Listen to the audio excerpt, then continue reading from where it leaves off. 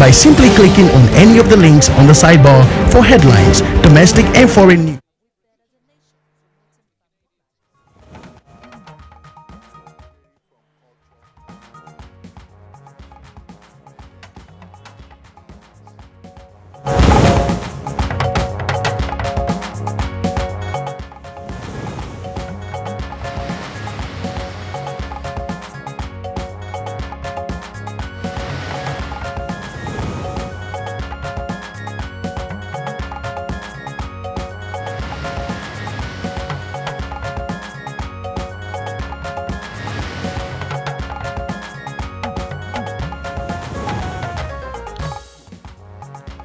Vice President Yemi Osinbajo nudges Nigerian elites on the rule of law and good governance.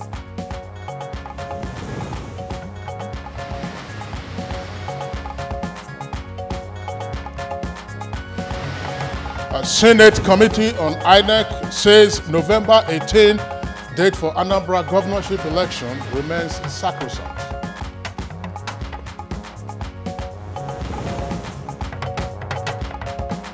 Federal government moves to streamline activities of regulating agencies involved in issuing license and permits for import and export of products to check abuse.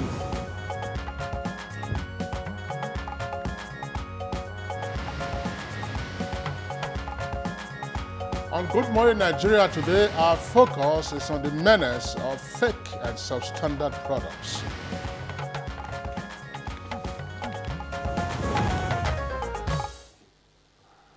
Well, not a few Nigerians were alarmed last week when one Dr. Andrew Nevin of the Project Blue PwC Nigeria announced that at least 70% of pharmaceutical products circulating here in Nigeria are fake, and that indeed, Kingsley, is very worrisome.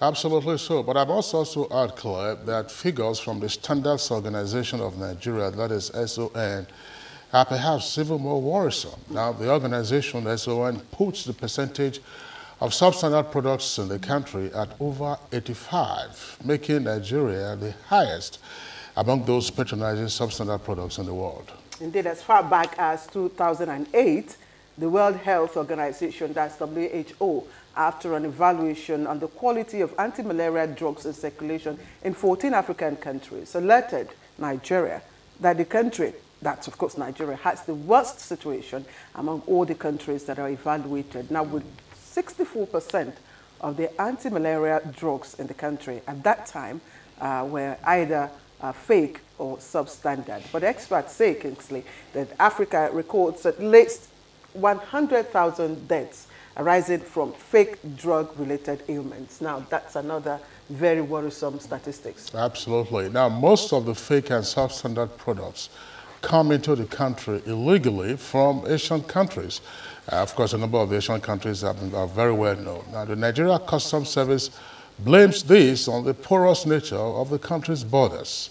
As you know, Nigeria is bordered by the Republic of Benin. That's to the west, and then, of course, to the east, you have Cameroon, and up north, you have Chad and the Niger republics. And data show that there are over 1,000 border points, both legal and illegal, between Nigeria and her neighbors. Of course, Kingsley, now, one cannot also forget in a hurry when in the last quarter of 2016, the media was awash with the reports that some devious individuals, had flooded the country with so-called plastic rice, imported from, parts of the world. Now, there was also the reported importation of such products as Indian gari, believe it or not.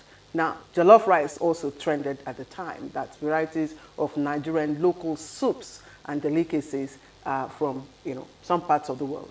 Yeah, and of course, some of those things came from Asia, and we are wondering how they could better prepare egusi for us or prepare ogbono for us. Or jollof rice, when we are indeed the capital of jollof rice worldwide. But even more disturbing are the activities of some Nigerians who package fake drugs and other items such as beverages, milk, and canned foods.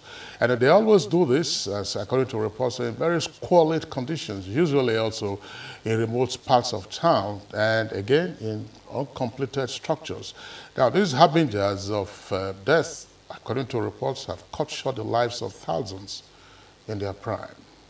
Very worrisome. Now, in Nigeria today, brand faking is a very serious and socio-economic challenge. Now, those who know it, say it is dangerous and poisonous. But it is dangerous because it ruins genuine manufacturers of products and their brands, leading to huge job and income losses, and of course, eventual crisis for our economy.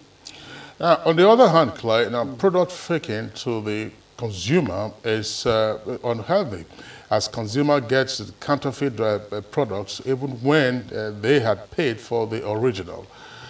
Indeed, it is sad, again, as hundreds of persons are said to have met their untimely death after consuming products that they bought at a huge cost, thinking that such products were the real deal. And of course, conservatively, about 15 billion naira is said to be lost annually to fake and substandard products here in Nigeria. Now, lives continued to be lost in road accidents when substandard tires, for instance, are also imported from Asia, and when they burst on high speed and their vehicles, somersault or swerve into other vehicles on the runway. Now, there are also many who are hospitalized as a result of skin cancer contracted through the use of fake and substandard or expired drugs. So what baffles many is the ease with which unwholesome food products, Kingsley, get into the country. Now, this raises a lot of concerns and provokes questions, as to the efforts of the plethora of government agencies and organizations who are responsible for regulating and enforcing, especially at the nation's border posts. Now, if you are a shopper in Nigeria, are you sure of the quality of the product you are spending your money on? So, what is the magnitude of the problem of fake and substandard products in Nigeria? And why does it appear that the problem is intractable? What are the challenges, if any, of the regulatory institutions in putting the problem under check? Kingsley, again, I just remembered the issue of my Pekin, some time back. That's right, some years ago. There was criminal prosecution, successful criminal prosecution for that. But after the My Pekin incident, every day, every minute you go out there, whether it's bidding materials or whatever it is, are you sure of the quality you are buying? Or better still, why is it that Nigeria, as it were, is a dumping ground for all kinds of fake and substandard products? All right, you will get to know what fake and substandard products, of course, comprise. We will have our guest, distinguished guest, who should know, why we are having a preponderance of, fake and substandard drugs here in our country. And that's the focus of our discussion this morning on Good Morning Nigeria. It's the first for this week, and as always, it's reaching you live from Africa's largest TV network, the Nigerian Television Authority, NTA. I am Claire Adilabu Abdul Razak. I am Kingsley Osadolo. I join my colleague Clay and also welcome you to today's edition of the program, in the course of which we shall bring you our regular companion segments, including newspaper review, business, sports, foreign, and of course, other stories. Now, we're kicking off with the news, and our guide this morning is the lady who brings joy, and her last name is Osiagu. Hi, Joy. And by the way, Joy, I know you've been, usually a yardstick for measuring progress is, the development in other parts of the world. You have been in Canada for quite a long time. How is the issue of drugs regulation, handled? Well, the thing is, they have a functioning system, and so everyone knows that you can't just walk into a pharmacy to get prescription drugs. And so they don't have the kind of challenge that we face in developing economies. All right. Good morning and welcome to the news. Frustration and uncertainty engulfed thousands of motorists at the Sabon-Gayan end of Kaduna-Abuja Expressway, who were held in a serious gridlock for hours due to protests by youths over the alleged killing of a local vigilante leader. We are just coming from town, and we realize that the road is blocked. Nobody is out to tell us what is the problem. The head of the vigilante was killed. They broke the road in order to, that is the community that they have been witnessing a lot of kidnapping and then a lot of insecurity. Vice President Yemi Osinbajo has again called on Nigerian elites to take the lead in charting a course for a society where rule and law and good governance are efficiently maintained. The Vice President made the call at the first annual dinner for senior advocates of Nigeria in Lagos. The legal profession in Nigeria and the system of administration of justice is perhaps one of the oldest of the professions. It has created reputations, it has created dynasties, enormous wealth, and modest livelihoods for generations. But its integrity, its credibility, and relevance are gravely threatened, and have been so for so many years now. It appears that some of the greatest acts of malfeasance are perpetrated by those of us who are senior lawyers.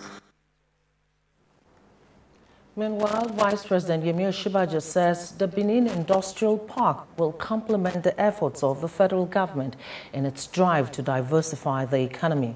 He said this while performing the groundbreaking of the industrial park at Iyanomo Ikpoba, Oka local government of Edo State. There is no doubt that this industrial park, upon completion, will unleash the economic potentials of this city. It will change the face of Edo State and immensely contribute to the growth of Nigeria's manufacturing base. Let me assure you that the federal government will give all the needed support to bring this landmark project to fruition. And turning to the National Assembly, the Senate Committee on INEC says the November 18, 2017 date for conduct of the governorship election in Anambra State is sacrosanct. The committee said this on a visit to the Independent National Electoral Commission INEC in Anambra State to ascertain the level of preparation for the election. To assure all Nigerians that the Committee on INEC will continue to do its responsibilities by oversighting INEC and ensuring that they live up to expectation. As you are aware, the 2015 elections were good. We want this one to be much better.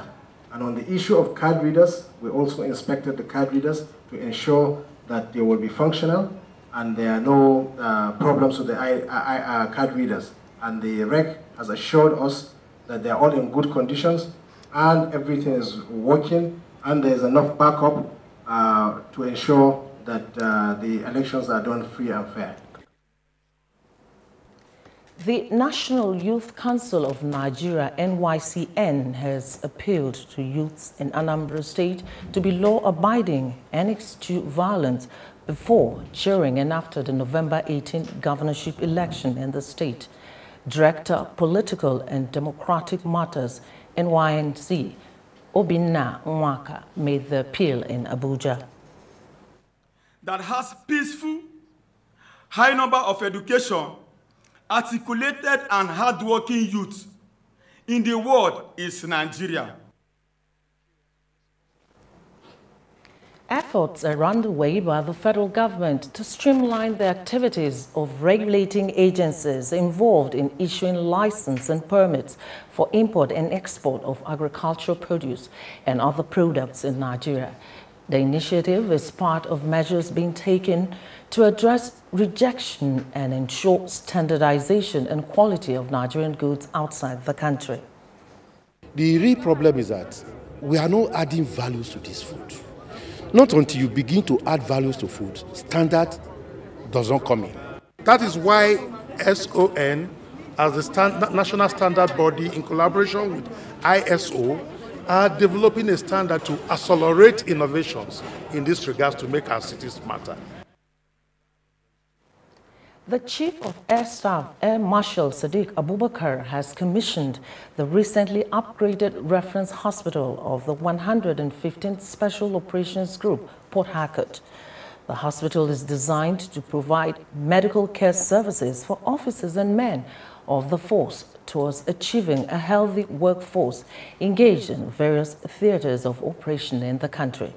The Chief of Air Staff was accompanied by the Chairman, Senate Committee on Air Force, Senator Duro Fasheyi.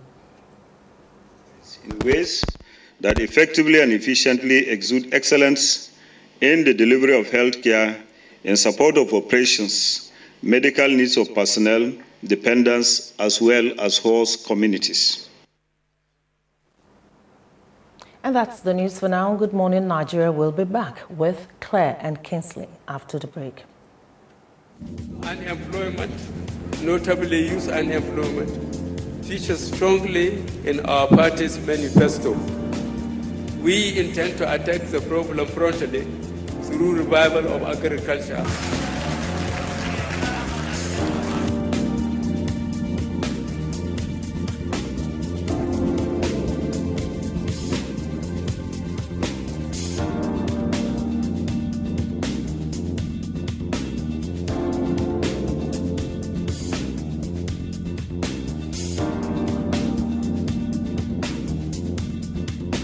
The 30K is going a long way.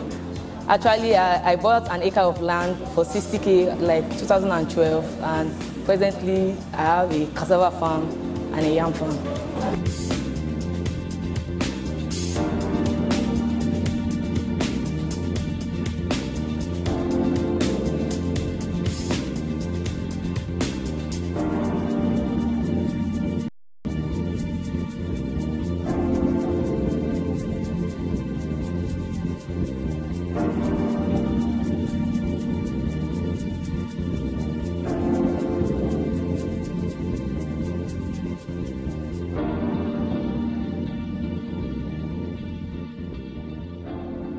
This is the game I've been waiting for, and I get a headache. But I remembered Mom's advice. When headache strikes, I always trust Sudrex. Because Sudrex acts fast to relieve headaches. Sudrex, win your day.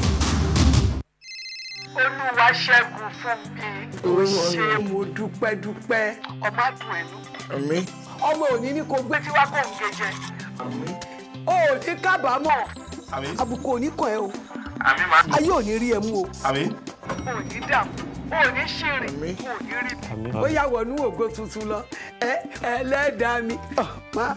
Ẹ tàmí yín kọ́. Ṣé ìwọ ti rókun tó gbẹ̀rí? Kò lè gbẹ́ bí. Àwọn ò lè sọ̀rọ̀ bẹ́ẹ̀. Ó yá fi sí spíkà. Ṣé ẹ̀bùn látọ̀mù mi gbé wá fèmí? Ọlọ́run á ràn yín lọ́wọ́, ẹ̀yin náà lè ṣerú ẹ̀ fáwọn. Get 10 times your recharge value to call and browse anyhow. Recharge with *220 star the pin hash to enjoy this offer. Available to new and existing subscribers. Mr. Anansa, èmi ń gbàdúrà. Ìwọ ń polówó ọjà, ìwọ náà borí ẹ̀ wá kó wá gbàdúrà. Á dáa fún ẹ. Ṣé orí bó ti ń tajà fẹ́ lòmíì? Àwọn máa sìn. Airtel, the smartphone network. Whenever pain occurs, you want quick relief. Try new Nurofen Express. It goes to the source of pain and gets to work in under 15 minutes. That's why Nurofen Express delivers fast and effective relief.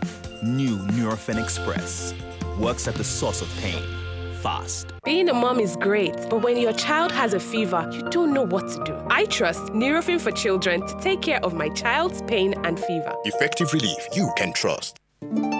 Helen! Your kitchen gets 10 out of 10. Thank you. This also gets a 10. Should we see the toilet now? Sure. This gets just 1. It is clean. But not perfect 10. Better than my detergent and bleach? Impossible. Challenge? Try the new Apic 10X. Compared to bleach and detergent, Apic sticker formulation removes yellow stains times better, giving you a sparkling clean toilet. Wow. Now you also take that Apic 10X challenge. Also available in 200 ml pack. Kehinde suffers from indigestion. His twin Taiyi suffers from heartburn. Sometimes it's the other way around, or both. That's why they use Gaviscon Double Action. It soothes within 3 minutes and lasts for up to 4 hours. For double relief from heartburn and indigestion, Gaviscon Double Action. Cold and flu can spread through the contact of hands. And in such situations, I can't risk falling ill. So I recommend Dettol, as it protects from up to 100 illness-causing germs. That's why I want to be Dettol sure. Dettol, be 100%. Sir Abubakar Tafawa Balewa, Dr. Nnamdi Azikiwe, Sir Ahmadu Bello, Chief Obafemi Awolowo. These patriots worked together to achieve independence for one united Nigeria. Although some may say Nigeria is a mistake, we all know that the Almighty never makes mistakes. God has not made a mistake by bringing us all together in the way that He has brought us together. God has put us together here so that we can build a community that will be an example to the entire world. One nation bound in freedom, peace and unity. Nigeria, one nation, one people. This is a public service announcement brought to you by NTA. All right, welcome back. But if you just joined us, it's still Good Morning Nigeria. We are reaching you live on the network service of the Nigerian Television Authority. Let's take some business news now. There are indications that the prevailing foreign exchange policy of the central bank is promoting the reduction of currency speculation, ultimately leading to stability in the forex market. Details of this and more with our correspondent, Kolo Mohammed. Hello, good morning, and welcome to the business segment. The Director General of the Consumer Protection Council called on businesses to understand the signs of times and embrace the new order of prioritizing consumer protection as a preeminent factor in brand protection, business sustainability, managing crisis, and corporate growth. This, he said, will open the business environment and expand investor confidence. Prior to this time, the economy came down with serious uncertainty as the Naira experienced free fall against the dollar. Investors were skeptical and the economy was heading for the rocks. The Central Bank of Nigeria stepped in by stepping up forex liquidity. The aim, amongst others, was to stabilize the Naira against the dollar, upward review investor confidence, and work towards foreign exchange convergence at both the interbank and the parallel market. As at today, even though a convergence is yet to be arrived at, as the Naira exchanges for 305 Naira to a dollar at the interbank and 360 at the parallel market, the business environment has improved. More investors opened businesses and even more have expressed interest. This earned Nigeria a place in the mid-table respectability in the recent World Bank Group's Ease of Doing Business report. The Central Bank of Nigeria's current forex policy has reduced currency speculation and ultimately leading to reduction in core inflation. In the same vein, the Central Bank of Nigeria opened the forex window for small and medium enterprises so as to encourage the production of import substitutes. Smallholder business persons get forex at regulated rates to invest sufficiently in raw materials and improve output. During the presentation of 2018 budget estimates at the National Assembly, President Buhari acknowledged a commendable increase in exports of locally produced goods with a corresponding decrease in imports. Investors are upbeat as trading on the floor of the Nigerian Stock Exchange opens for the week today. Here is a bit of part of what to expect from the market this week. The National Bureau of Statistics will make available inflation figures for the month of October. It is expected that month-on-month inflation will sustain its slide due to monetary sterilization by the Central Bank of Nigeria. Treasury bills worth 19.1 billion naira will mature, while the Central Bank of Nigeria will auction bills expected to leave the monetary market in a neutral position. That's business news. Good Morning Nigeria continues in just a moment. Thanks for watching. Right on time for the review of the newspapers today. That will be coming up now.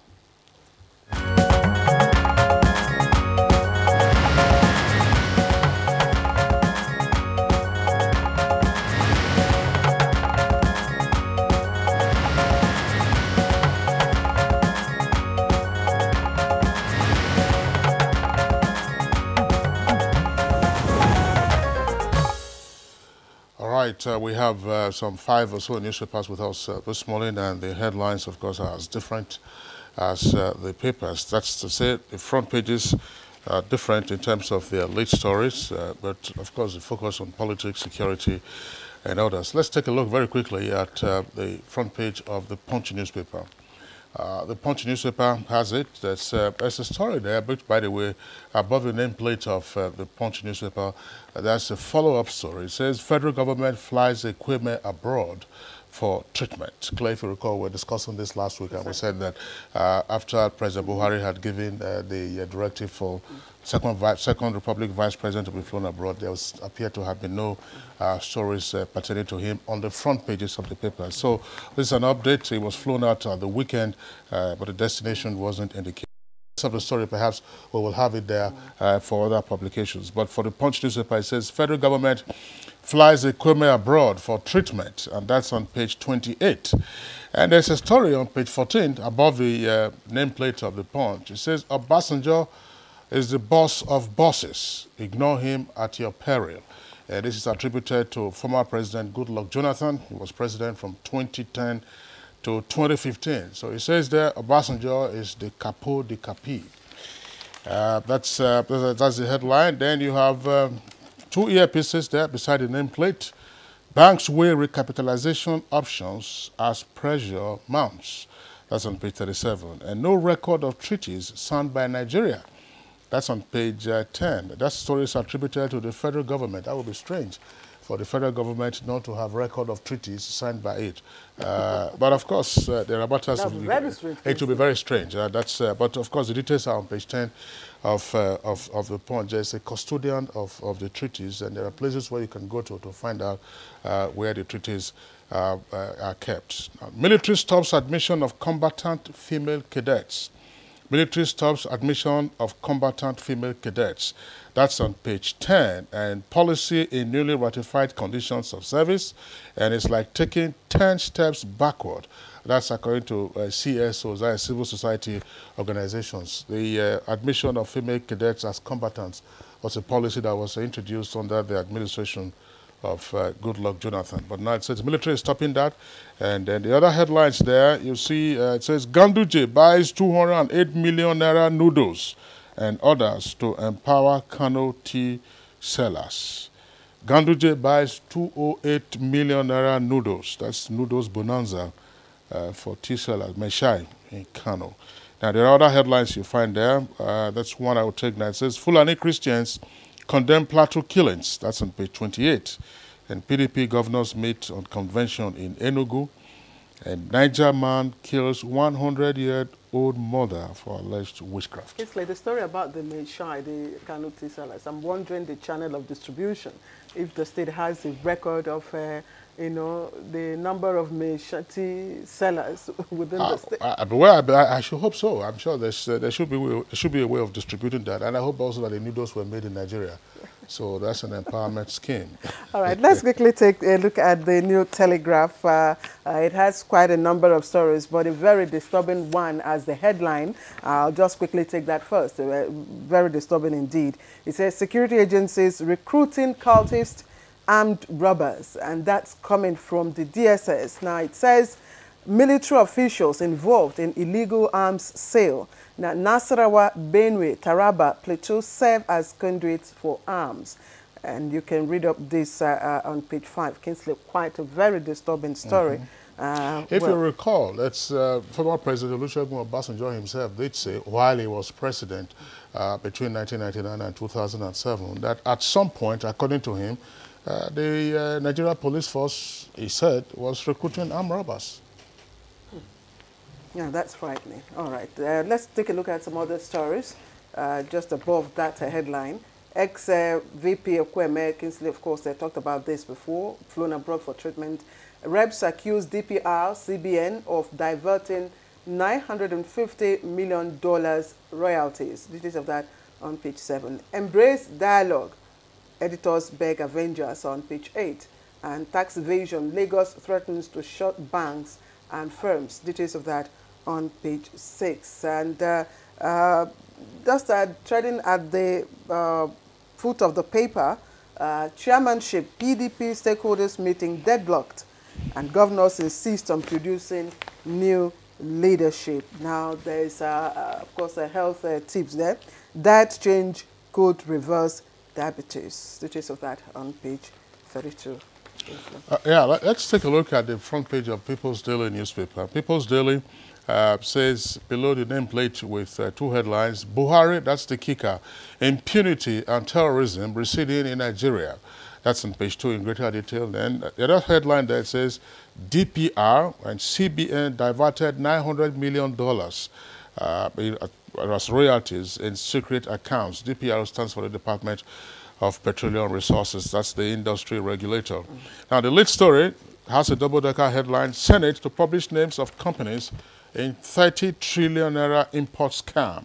That's on page 5. And then, of course, you have other headlines there. Lamido's, that's a rebuttal by the presidency on Sule Lamido. It says, Lamido's presidential aspiration, hooliganism, not politics. That's according to the presidency. That's on page 3. Rosewood export.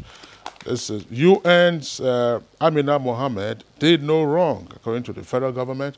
That's on page 8. There was a story over the weekend, Claire, if you recall, about the export of rosewood. The approvals granted for the export of rosewood. It's a particular kind of wood that is now, that the export and import of which have regulations, are guided now by regulations. The wood were said to have been rejected by the Chinese, but that the allegation, according to a report, was that proper procedure wasn't followed by the Nigerian Ministry of Environment. But the federal government now is, of course, indicating that there was due process followed by Amina Mohammed, who is now Deputy Secretary General of the United Nations.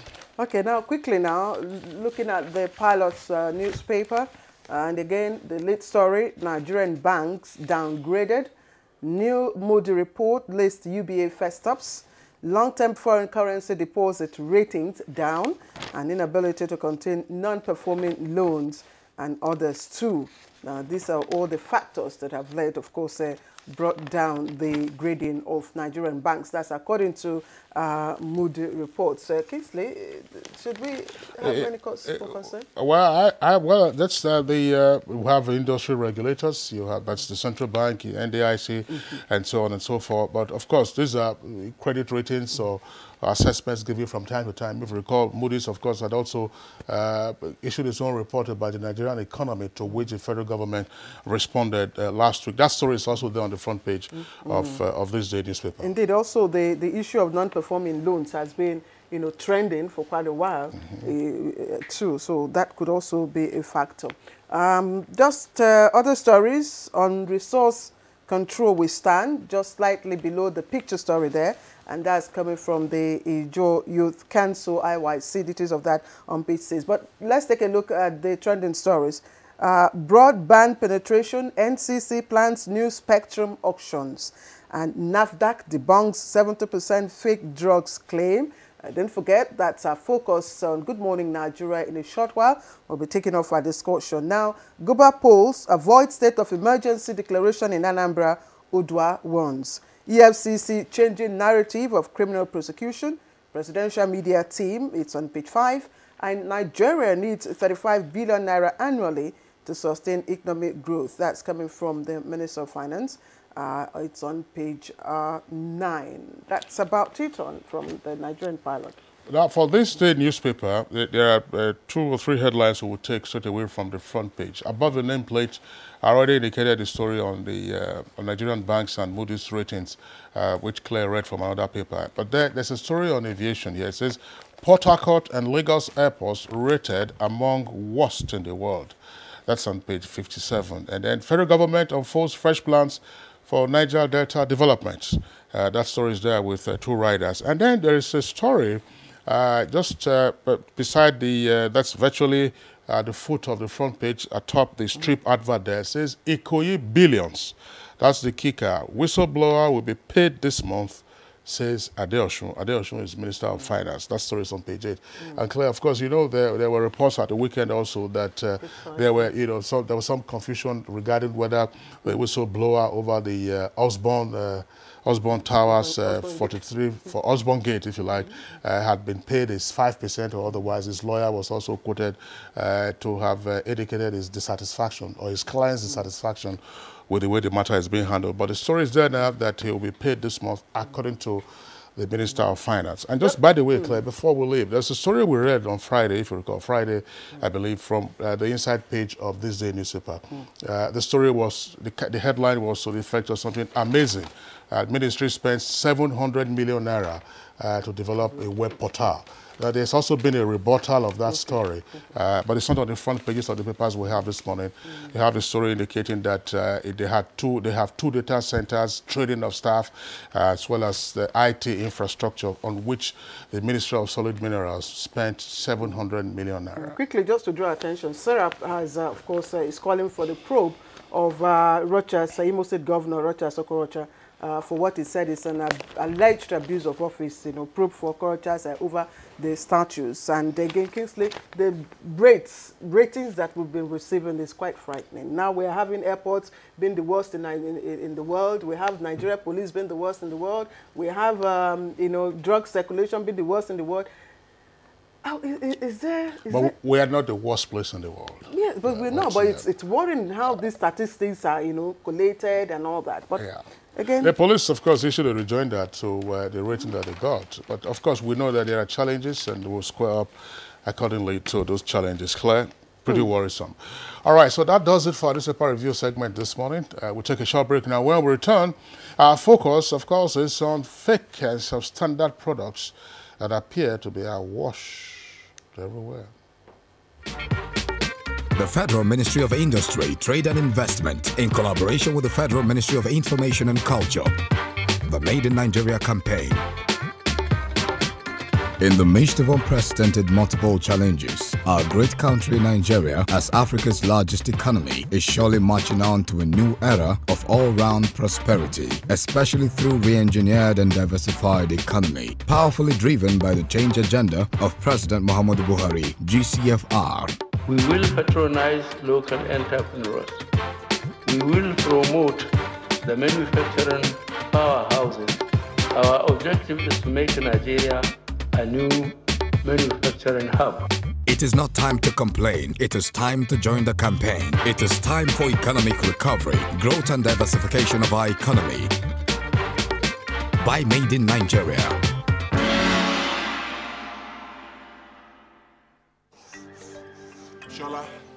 Shola, come and help me. You need to learn.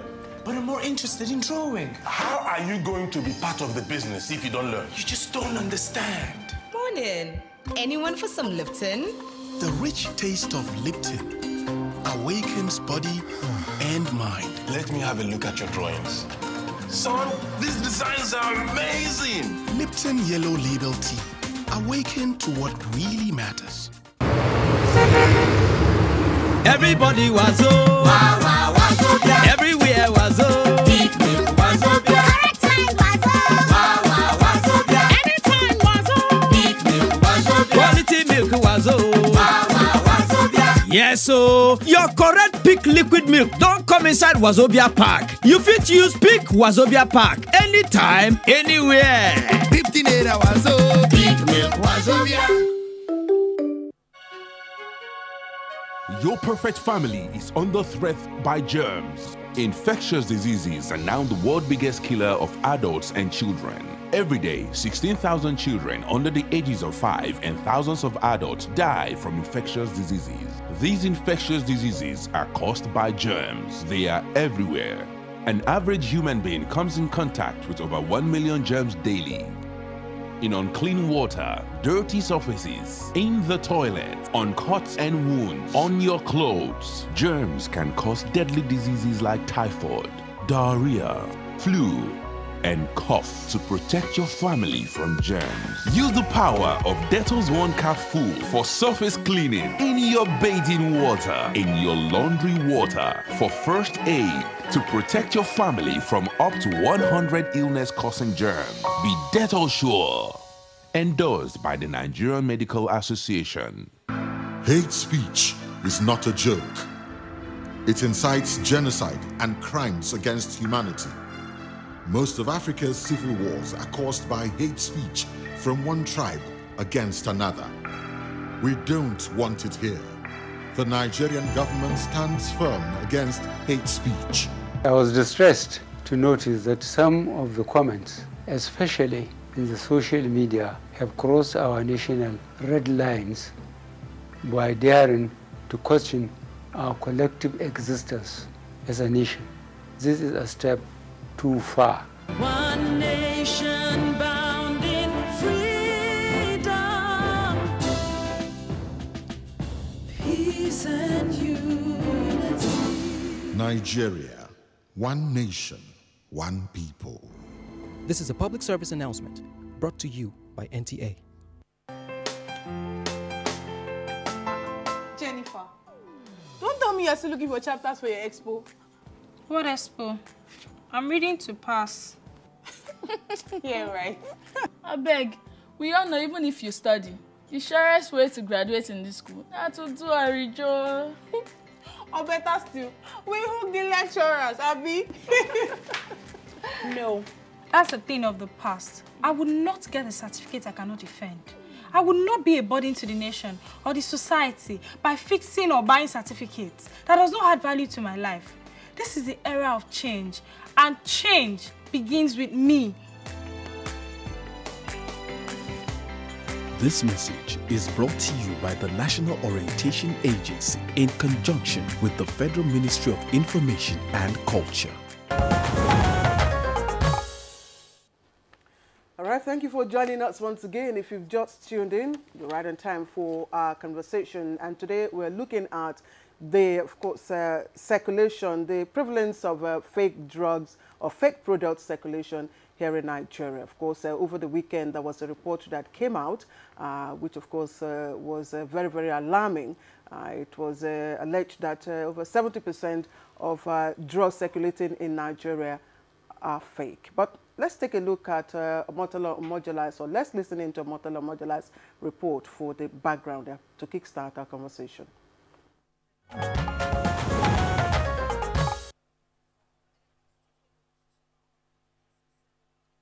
Works of artists, fashion, pharmaceuticals. Research shows that there is always an imitation of almost all original products in Nigeria. Ironically, this Africa's biggest economy has been noted to run short in manufacturing, depending on foreign countries for most of our consumable goods. This has also been noted to be greatly responsible for the high rate of counterfeit goods that have become characteristics of product markets in the country. An estimated 55% of imported products in Nigeria, experts say, are fake, substandard, and dangerous. Some researchers have attributed the trend to poverty, affordability, and availability of original products. These excuses, however, will pass as inhuman as it relates to health and safety of the public. Some 772 out of 9,000 road traffic accidents recorded in 2015, according to the Federal Road Safety Corps, resulted from the use of expired or substandard tires. The death toll that has followed the use of fake and substandard pharmaceutical products in Nigeria is also of monumental measures. The economic consequences of fake products in Nigeria, experts also describe as negative, affecting government revenues, income to local manufacturing, and employment generation to the tune of 15 billion naira or more. A research by Business Software Alliance and the International Data Corporation reveals that Nigeria lost more than 19.8 million naira to software counterfeiting and associated problems in 2009 alone. There are, however, questions about how these counterfeit products cross the borders and find their way to the shops and homes of Nigerians. While the answers lie with the regulatory agencies, there are, however, pointers to corruption and inefficiency of staff of these agencies that should ensure due diligence on importation by not compromising standards and specifications.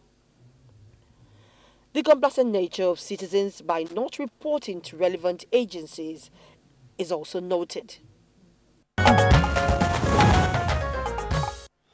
All right, thank you very much there, Omotola Omojola, for that background report indicating that, of course, the entire spectrum we are covering today will include drugs and a wide variety of products that are available in the Nigerian market, which are said to be fake or counterfeit or otherwise substandard. We have guests with us here in the Abuja studios as well as in Lagos. We shall, of course, go over to Lagos once we get the OK signal from our engineers. At this time, we'd like to first welcome the Acting Director General of the National Agency for Food and Drugs Administration, that's NAFDAC, Mr. Ademola Mogbojuri. Mr. Mogbojuri, a pleasure to have you join us on the program this morning.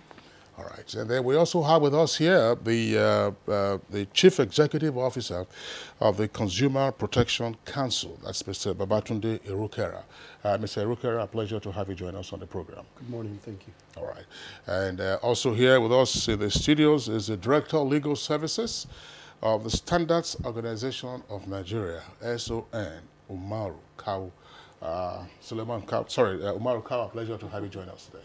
Thank you very much. Good morning, Nigeria. All right. Also, Force Public Relations Officer, Chief Superintendent of Police, Jimo Moshood, is right here with us in the studio. We'd like to thank you, Mr. Moshood, for joining us. Thank you for having me. Good morning, Nigerians. All right. And as Kingsley indicated earlier, we have our guests also in Lagos. As soon as we get clearance from our engineers, we'll introduce them to you. But let's begin with Mr. Mogbujuri. Yes.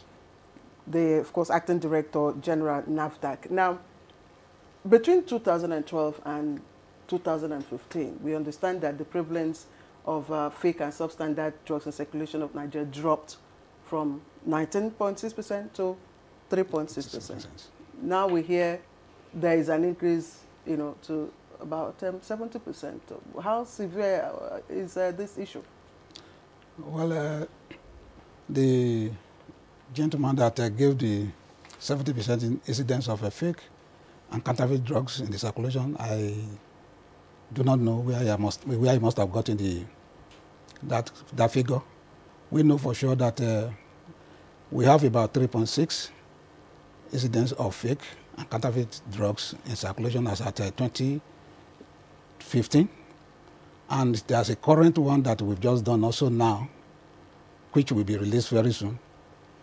There is no way it could be up to that alarming rate.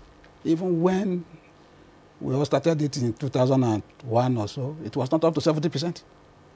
So it becomes so baffling that we will have something close to that. The baseline study we conducted with WHO brought the rate to, show the rate. It's just a scientific research that brought the rate to 3.6.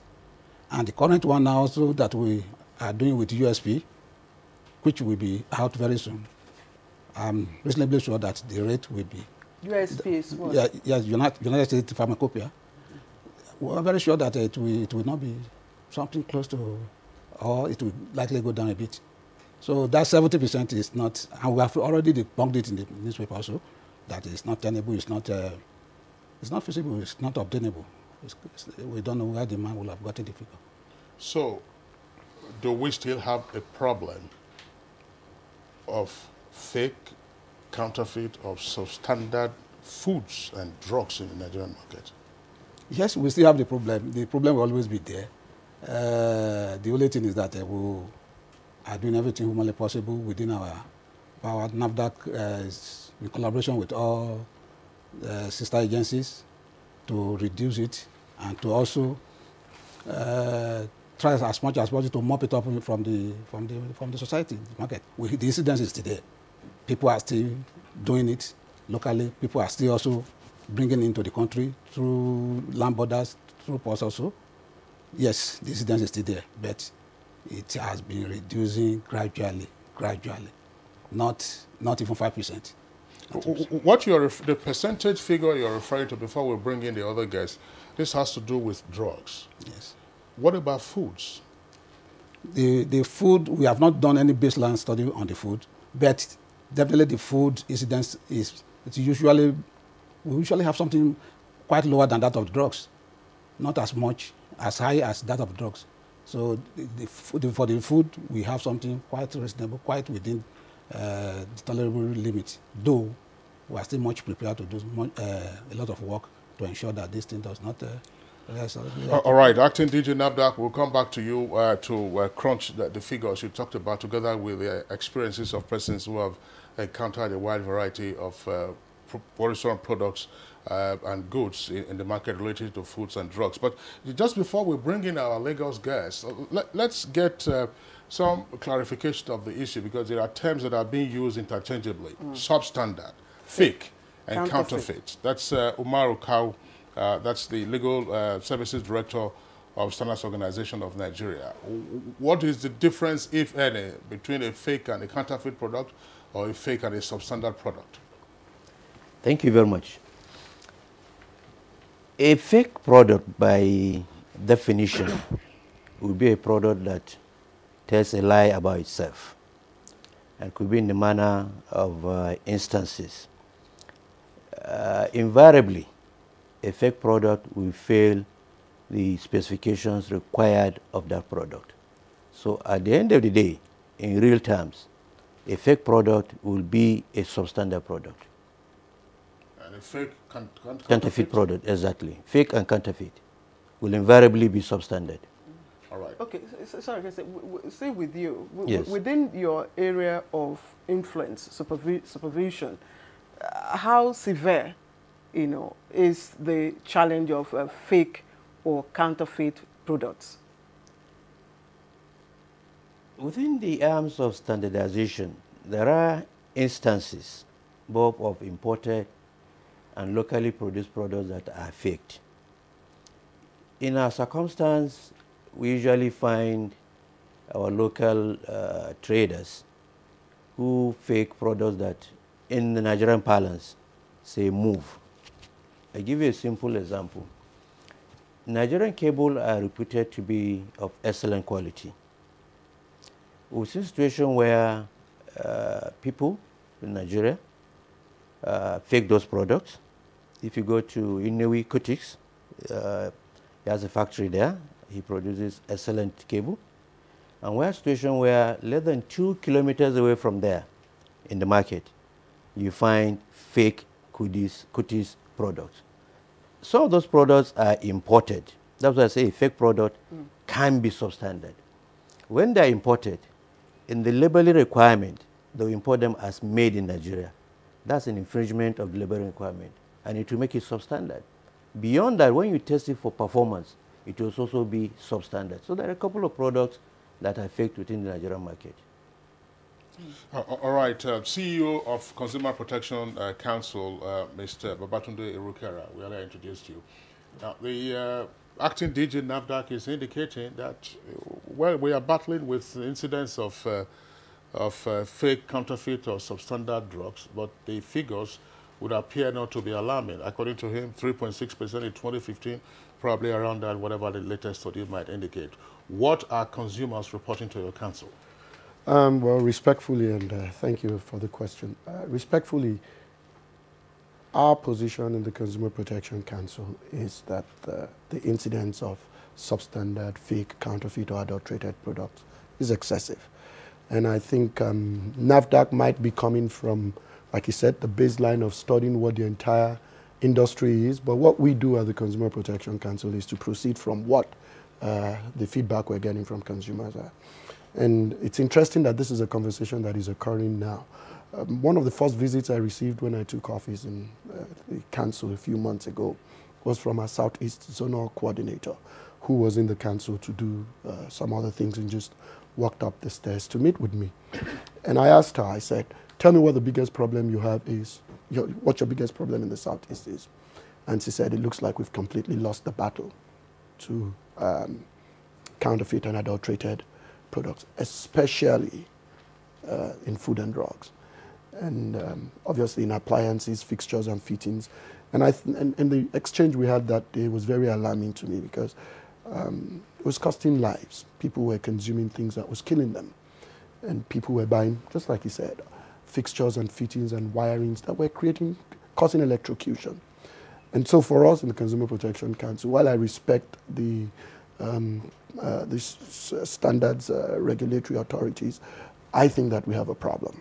And in fact, what I did immediately after she left was to communicate with the then acting Director General of NAFDAC and the Director General of SON, saying that somehow we've got to find a way around this problem. All right, let's quickly introduce our guests from Lagos. We've got clear signals now. And we have Dr. Oke Akpa. He's Chairman, Pharmaceutical Manufacturers Group of the Manufacturers Association, MAN, and also President, West African Pharmaceutical Manufacturers Association. We'd like to thank you very much for joining us. Thank you very much. It's nice to be here. Moye is also right there with us in Lagos. She is a professor of law, University of Nigeria in Nsukka, and most importantly, she is a consumer rights advocate. Thank you, Professor Moye, for joining us. And I'd quickly like to start with you from Lagos, just to get your view. I'm sure you listened to the contribution so far from the studio here. Apart from drugs and cables, which Mr. Kao has just mentioned, what other products, commonly faked or counterfeited that are in circulation here in Nigeria? Thank you very much. Good morning, Nigerians. In fact, when you talk about fake drugs in Nigeria, not just fake drugs, fake products in Nigeria, this phrase cuts across all product fields. We have cable, just like other speakers have mentioned, drugs. We have in the area of rice, foodstuff, cosmetics, just name any product field. Electronics, we have fake drugs. We have fake products. So the problem cuts across all product fields, so to say. We've had cases of plastic rice, which is very funny. We have cosmetics that have turned out to be injurious to health. We have even fruit drinks. Just any product at all can be faked. And that is the position in Nigeria. All right, Professor Moye, thank you very much. We're still with the guests in the Lagos Network Studios, Dr. Oke Akbar, Chairman, Pharmaceutical Manufacturers Group of MAN. What's been the experience of your members with regard to counterfeiting of your products, or that, as I say, bad products drive out the good ones?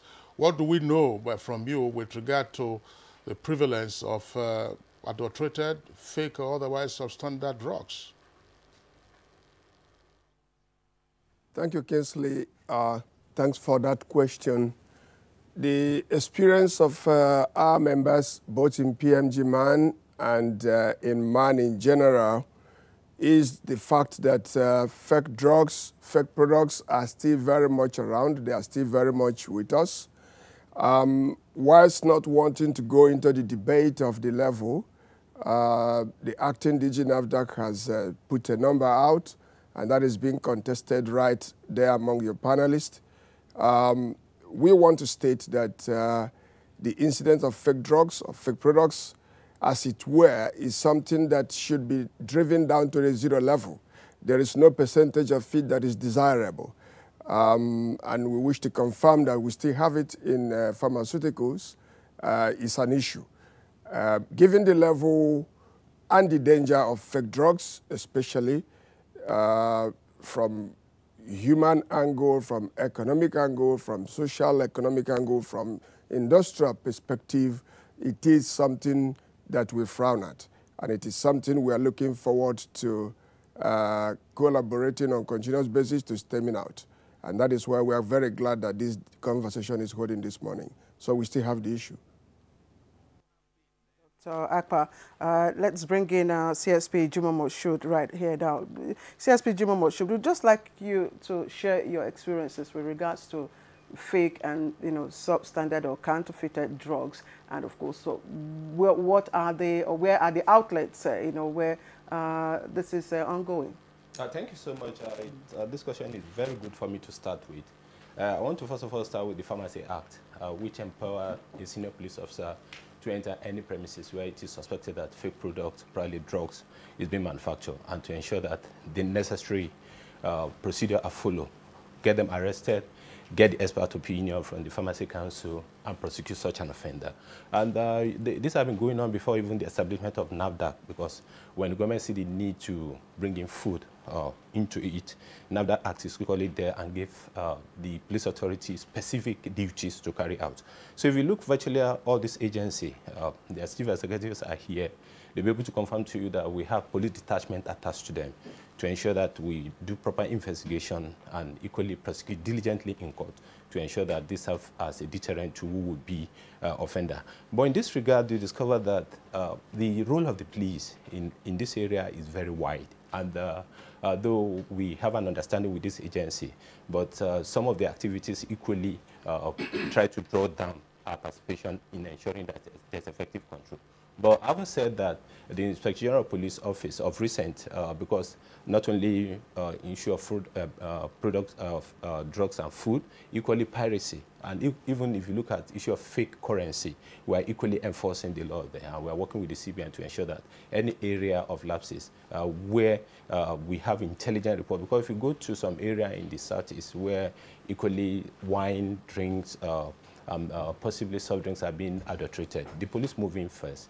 We call in this agency to be able to get, because if you say a product is standard, substandard, or is fake, or probably like a currency, you must be able to prove reasonable that such is fake in court. Because what's the severity? What can you tell us about the severity and prevalence based on the records and statistics that you've got? Actually, it's not as rampant as people reported. I want to buttress the point of the acting DG of NAFDAC that it's not as rampant as being reported. Actually, you have one or two singular incidents that the police want in force, then we bring in this agency, but it's not that rampant.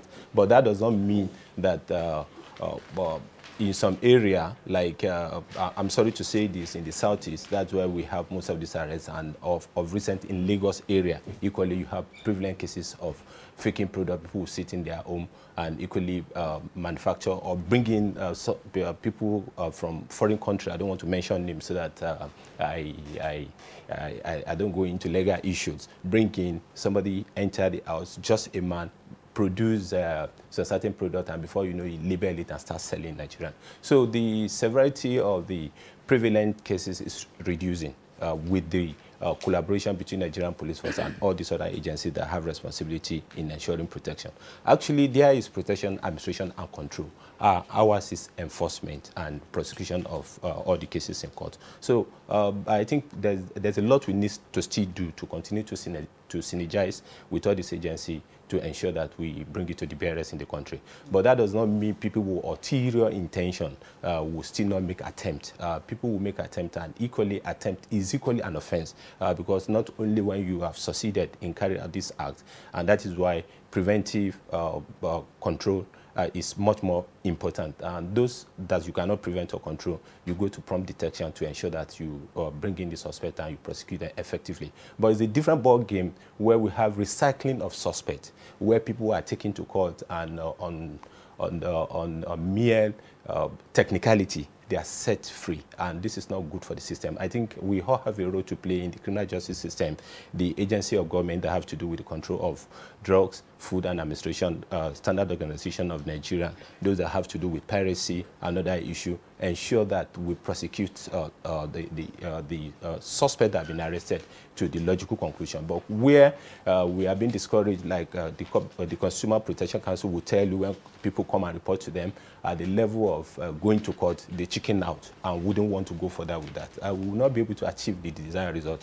So in the area of prosecution, we are doing our best, and we want every agency involved to know that we are the lead agency, because all these agencies of government that have responsibility in controlling fake and adulterated products know fully well that the police have specific role to play in ensuring that we rake in this and reduce it to the BRS. Even if you look at adulteration of petroleum product, we have the anti-pipeline vandalization department that will now take this product for standard test, which after giving us certificate for the test, then will now prosecute the offender. Thank you. All right, CSP Jimmy Moshood, thank you very much. We'll return to you later in the course of the conversation. Well, Professor Felicia Moye and gentlemen who are on this program, let's again indicate this. There are two principal sources for access, to goods and products: in-country production or importation. And as our background report indicated, and as we do know, from our experience in visiting the markets, you can find goods that are produced in Nigeria or goods that are imported into the country. Now, let's bring in the CEO of CPC again.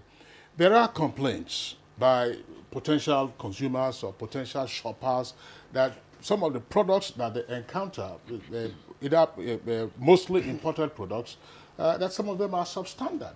And that some of the ones that they purchase that are made in country also have the challenge of quality. What exactly do we know about this? Are we swamped by an avalanche of substandard goods that are imported into the country, passing them off as the original? Well, thanks.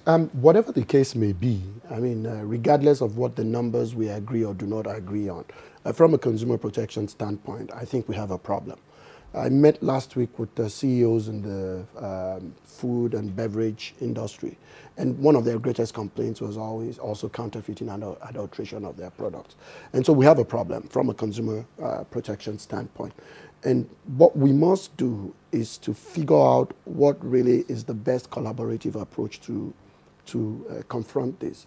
One big thing that I think needs to happen is that we must recognize what the problem is and recognize the environment we're in and know that this is not just going to be something that industry can pass on to the government as a law enforcement responsibility.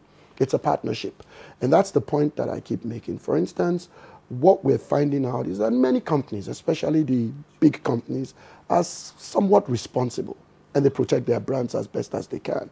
But you find that many other companies also prefer the gray market, meaning that their tracking and tracing itself lacks integrity. And the reason is this, because it's a damage to the brand when something goes wrong. They prefer the market to remain gray so that when there's something wrong with their product, they can easily blame it on adulteration or counterfeiting. And so the point is, industry must work with government to protect the integrity of their tracking and tracing so that when something goes wrong, we can at least immediately eliminate where it didn't come from instead of it to be debatable. And the next thing that I believe is very important is that when companies, in protecting their brand, deliver the best possible customer service or products or follow-up service, it eliminates or at least narrows the gray market. And for that reason, we're looking to implement some of the broadest warranty regulations possible so that if organizations provide the appropriate warranties and identify their products very well by tracking and tracing it, and those products can be warranted and the follow-up service is good, more than likely consumers will want to go to a place where they know that they have the confidence that there could be replacement, refund, or repair when something goes wrong. And so the industry too has a role to play. It's not entirely a law enforcement initiative. And that, I think, is the partnership that would at least eliminate or at least diminish this problem. All right, that was a fast forward, Mr. Erukera, but we've noted the points that you have articulated with regard to how to more effectively deal with this problem. But let's bring in again the acting DG of NAFDAC. Just backing up so that we, as Mr. Erukera said of the CPC, we have a better articulation of where we are and where we intend to go. It may not be, but we respond to the point. Is NAFDAC living in denial by hogging the figure of 3.6% as the faking or counterfeit ratio of drugs as at 2015, and the fact that you have focused less on foods, and we are seeing from what it just indicated, and we do know about reports, alcoholic drinks, beverages, food, and so on and so forth. Other things get to be faked. How much of a good grasp does NAFDAC have of, shall we say, the epidemic of counterfeiting and substandard drugs and foods in Nigerian markets? Thank you so much. I think that NAFDAC has a very, very solid ground in giving out the figures I've just given. And NAFDAC also has a good grasp of this whole situation. We know, even though we've not done any baseline study on food itself, but over the years, we've been working and we haven't been mopping up some of these fake and substandard food items. NAFDAC, even as of today, is almost everywhere with respect to the issue of these fake and substandard food items, especially at our border posts. very, very remote areas whereby people could easily move into the country, bring those things. We are there at this border post, and we'll be doing a lot of good work there. So within the country itself, there are so many other actions that NAFDAC must have taken. Some mop-up actions, whereby we go to the markets, and some also that were even seized through the enforcement activities of NAFDAC. Just about last week and the week before the last, we went to some of the country in the southwest, and we were able to see so many goods. Well, which goods were those goods? Yes, some of them are ever soap.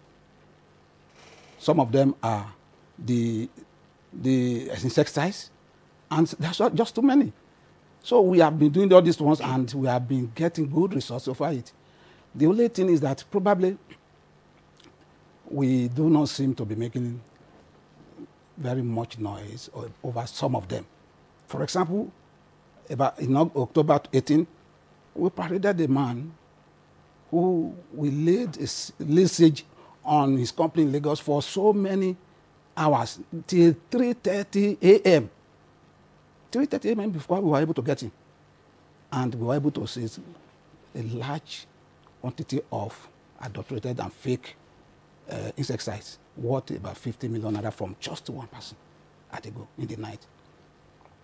These and many more that NAFDAC is doing. About 2 weeks ago, we were in Edo State also. We did some very, very good work, whereby we were able to apprehend some people and then seize those products. We are having them in our warehouses. Also, there are some of them that, just in recent time, that we have been able to seize their products because they are counterfeited products, and some of them are already facing the court cases now. What do you know? Again, just before we take a short break, what do you know about the modus of those persons whom you have arrested? It is one thing to say you arrest them and then you prosecute, but in terms of their setup, how easy is it? Are there facilitators? How do they get on? How do they set up? How do they operate undetected for so long a time or for so short a time before you rein them in? Yeah, if I may give the example of the one that we laid on company till early morning hours, he has once been fingered some few years back to be doing this thing, not even in Lagos, in one of the states in the southeast. At that time, we tried to arrange him. We did arrange him in the court, but unfortunately, we could not get a conviction for him.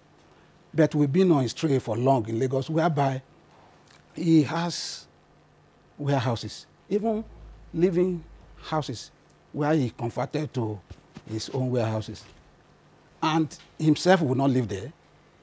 And the funniest thing is that this man also has a vehicle that has a siren as if it's a police vehicle.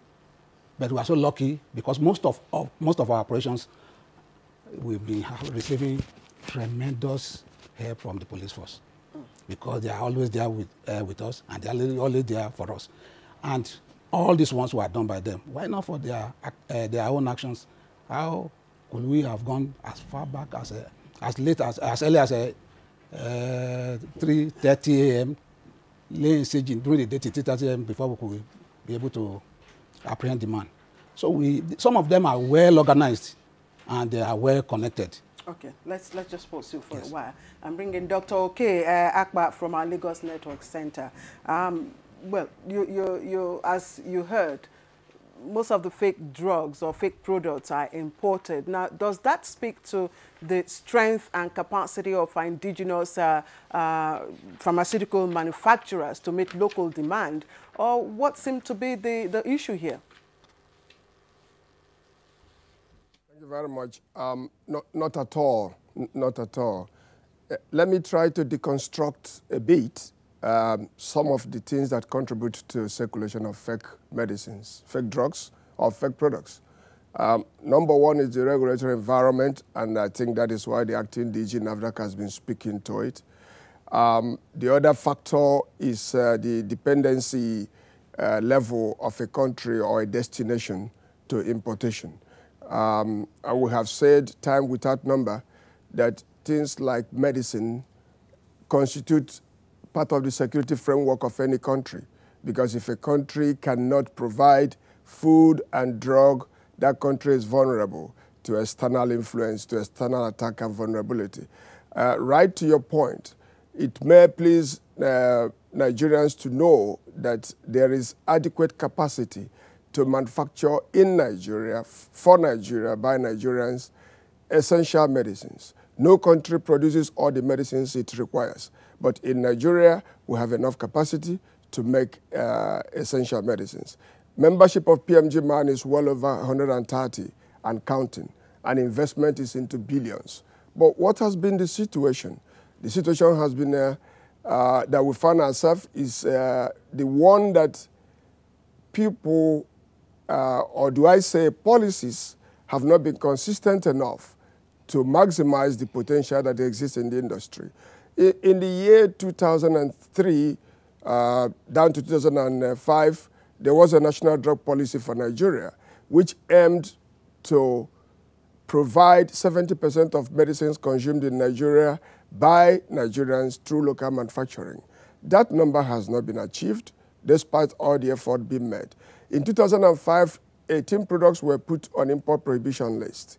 Again, some multinationals brought pressure that some of these items should be removed, things like ampicillin, amoxicillin, clozacillin, and the argument was lack of capacity.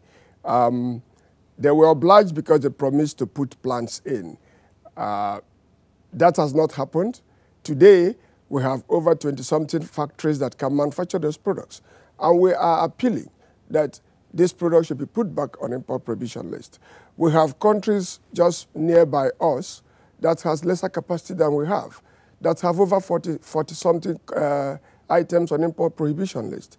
I want to thank government of this government for the effort they have made in protecting local manufacturing. For instance, the 2016 fiscal policy, which addressed the anomalies in the CET, has been a relief. And if you look at all the items being discussed that are being protected, they are the least faked. So the point being made here is that up until we get strategic about fighting fake drugs, and being strategic means encouraging local manufacturing, we have enough capacity to make essential medicines. The more we can make locally, the less attractive it is for people who are importing these items to dump on us. The issue is dumping. Listening to that acting DG of NAFDAC, he spoke about warehouses, warehouses, warehouses. I listened to the officers in the panel, it's all about warehouses, warehouses, warehouses. And what does that tell us? These things are flowing in. Why are they flowing in? They are flowing in because we have not taken enough measures to protect our market. We have not put measures in place to encourage local manufacturing. There is a council called the Advisory Council on Industrialization and Competitiveness. MAN is represented, PMG-MAN is represented in that body. We want to congratulate government and thank them for such effort.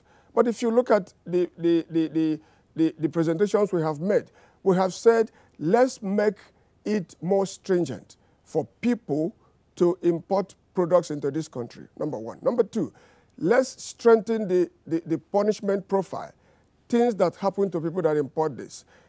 Let's make it such that when you sell a fake product, you are as culpable as those who are manufacturing it or who are importing it. A situation where somebody imports products and is adjudged to be fake, he's convicted, and the penalty is a paltry 500,000. The professor of law is by my right. She may speak to that fact. So the regulatory environment needs to be strengthened. Local manufacturing needs to be encouraged. Locally made products need to be patronized. These are some of what we are saying. And up until we get strategic to making things locally, to patronizing what we make, to producing what we need, to the extent that we can export, we will continue to fight back. We'll continue to play the catch-up game. We'll continue to play the blame game. So MAN members are well positioned. PMG MAN members are well positioned. As time permits, I will speak to issues of quality and what we are doing to make sure that Nigeria becomes a hub for manufacturing, not just commerce, because this is what the issue is. If you just continue to take in, you take in both the good, the bad, and the ugly. So that's the situation. All right, Dr. Okeakpa, thank you very much there for your points again. We'll come back to you guests at our Lagos Network studios. Let's bring in one more time Umaru Kau, that's the Director of Legal Services of Standards Organization of Nigeria. There are occasional reports from time to time of operational officers or operatives of SON raiding markets to arrest persons who are said to be selling substandard steel. This is only reinforcement that is used for construction. But beyond steel, even in the steel market, you know, somebody will tell you 12 mm, and what you are getting is either 11 mm or 11 1/4. Somebody tells you 16 mm, what you are getting is 15 or 14 or less. And the building industry, the construction industry, according to consumers, is one area where you have to depend, you know, on advice from a wide variety of sources, and ultimately on the trust that you have for your supplier, who will sometimes ask you whether it is the job you are going to do, is it your personal house or is it a contract? Which tells you that, you know, you have all kinds of challenges that they face there, plus other products that we are dealing with. What is it that SON hasn't been able to get on top of in terms of the plenitude of substandard products in the market? Let me start with the steel industry you mentioned. I will take the position that in recent years, there has been remarkable improvement in that sector. Now, recognizing the issue of the importance of steel in the build sector, what SON has done is to demand of all steel manufacturers in Nigeria to ensure that for every length of steel produced per meter, for every meter, they put the identification mark. This to ensure traceability, because we discovered that whenever buildings collapse, a lot of blames are shifted to the regulators, while there are a number of factors that will contribute to building collapse. Now, like Dr. Oke said, our own position today is that made in Nigerian goods are of the highest quality. Our problem more has to do with imported products. So, you asked, what have we not been able to do? The DGCPC mentioned a very important point, that is brand protection. A lot of the brand owners in Nigeria are unwilling to protect their brands. He's given the reasons, maybe the gray areas. There could be other reasons as well. Now, for us in SON alone, we are not in a position to eradicate all substandard products. It is humanly impossible. There must be collaboration with all stakeholders. And today, we collaborate with the CPC. For the markets, we have market desks with the CPC, important markets. We also collaborate with the NAFDAC and the police. So what I would say that we've not been able to do is to get the required support of critical stakeholders, especially brand owners. Some brand owners have been helpful, because if you monitor the news, in terms of flour, pasta, in terms of sugar, in terms of cement, we've been able to get remarkable support from the sectors. The same thing with the pharmaceutical industry. SON and the pharmaceutical industry, we have an MOU to ensure that we build capacity. What we need to do is to ensure that we produce as much as possible what we consume, because the incidence of fake and counterfeited products is a supply chain problem globally. There is no society that is free of fake and counterfeited products. No society in the world. It's a matter of degree. It's a matter of degree. Our problem is more with the imported products, not the locally produced products. Our locally produced products undergo rigorous investigation and monitoring, and therefore they have standard. So at the risk of repetition, we've not been able to get stakeholders brand owners to appreciate the gravity of the problem and work with us to at least minimize the problems. All right, Omar Okawo, thank you very much. At one point you touched on there, we hope you have time to return to that point, which is namely that a major challenge has to do with imported products. SON and other regulators are supposed to be at the points of entry of these goods into the country. What then do they do? This is still Good Morning Nigeria. We'll take a short break. When we return, we'll still have all our guests with us. If you hear a bomb explosion or gunshots of an active shooter, that might be a terror attack. At such times, always remember 3 action words: run, hide, report. Don't try to run towards the terror scene to save the situation, because there might be a second bomb blast or another attack. Run far away and take cover. Make sure you are safe first.